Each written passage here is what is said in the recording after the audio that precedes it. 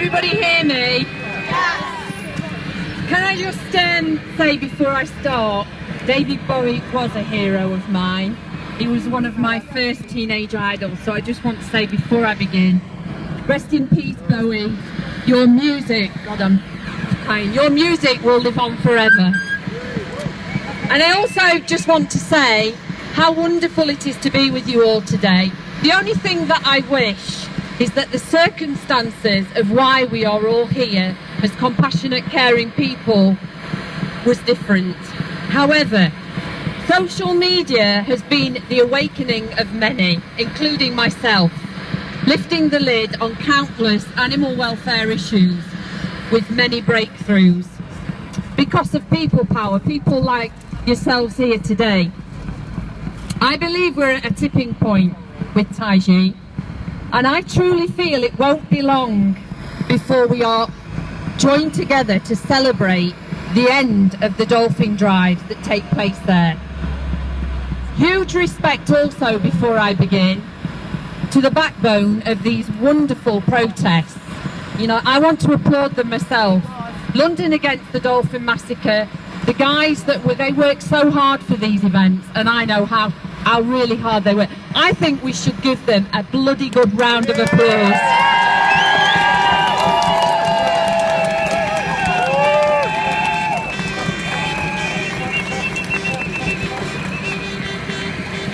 Now, it's often said that we're the most intelligent species on the planet.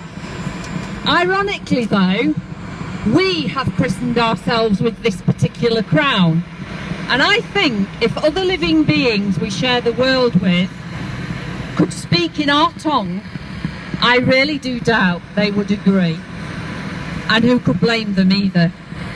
We only have to look at humanity's behaviour towards each other, the disrespect some have towards other life forms and our home, Mother Earth, to understand, whilst our minds may be superior, we have misinterpreted our purpose for being here. Greed, the accumulation of external possessions and power, seems to be the driving force behind many of humankind's decisions, encouraging undesirable trades around the world, such as the captive trade. And yet, just like the dolphins in Taiji, or any other living being, we enter this world alone with nothing, and we all die alone, taking with us absolutely nothing. The problem is, though, other living beings can't speak our language, and whilst there are millions around the world, and everyone here today who respect them, want to protect them because of this vulnerability, there are those who abuse their innocence and persecute them. They don't have a voice to speak out, say how they feel, or fight for their rights. And yet, I have read so many articles over the past few years where animals, and particularly wildlife's intuition and connection to nature has been far more conscious than our own species. One example of this was a piece written by Marianne Mott not long after the tsunami in 2005. Did animals sense the tsunami was coming? It was discussed the behaviour of animals, and in particular the wildlife, up to 10 days prior to the natural disaster, questioning if it was animals' intuition, and in particular the wildlife, that saved so many more of them than human beings. What I want to ask everybody to do, just for a few minutes, I want you to put your hands on your hearts, please. Levels of intelligence can be argued about, but there is one organ we share with the dolphins of Taiji and all the animals we fight for, and that is the heart. A beating heart, the trigger of life, and of equal importance to the brain, if not more so in regards to the emotions we feel: happiness, nurturing, love, and fear. The worst fear for anyone being death. I have two messages on behalf of everyone here and the growing movement around the world whose voices are shouting out loud for the vulnerable and the voiceless. We have witnessed many horrific videos and live streams over the past few years. Heartbreaking stuff. But my first message, I will refer back to a video from just a few days ago. So this message for the Taiji fishermen, the Japanese government, my own government, all the powers that be, and governments around the world who continue to turn their backs on the inexcusable violent crimes bestowed upon other living beings. I am going to ask you all, and I hope you listen to this at some point, I am going to ask you all, just for a few moments, to change places with the dolphin that I witnessed in the video. And I want you to try and imagine that these few moments are the last precious moments of your life, maybe even your child's life, or any of your family's life, as a conscious, sentient being, just like the dolphin in the video. I want you to imagine that during those last few precious moments of your life, someone callously, repeatedly stamped and kicked at your head without compassion or remorse.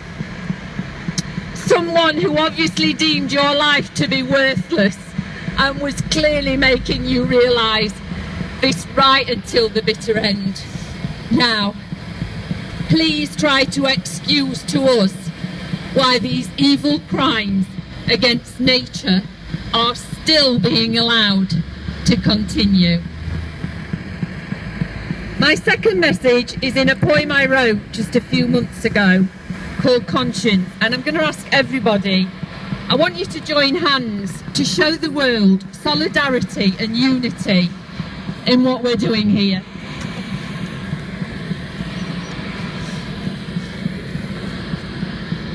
From far away, we hear their cry. This cry lays heavy in our hearts. Our conscience pricks, the image sticks. How can we pass this by? From far and near, we feel their fear. This fear lays heavy in our hearts. There's no greater quest to be addressed.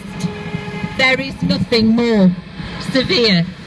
And we are standing firm, and we will grow and grow, because we will no longer pass this by until the minority who seem void of a conscience understand they can't deny.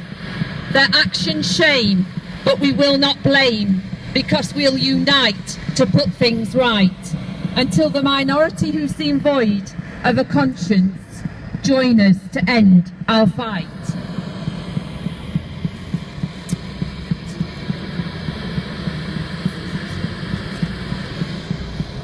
From far and near, their ordeal is real. This ordeal has touched our souls, and it's now hard to hide behind greed and pride. It's no longer easy to conceal. From far away, we witness their terror. This terror has touched our souls, and though hard to bear, together we swear we will rid this human error. And we are standing firm. We will grow and grow, because we will no longer pass this by until the minority void of a conscience understand they can't deny. Their actions shame, but we will not blame, because we unite to put things right. Until the minority who seem void of a conscience join us to end our fight. Taiji, we will not stop until you stop. Thank you. Thank you.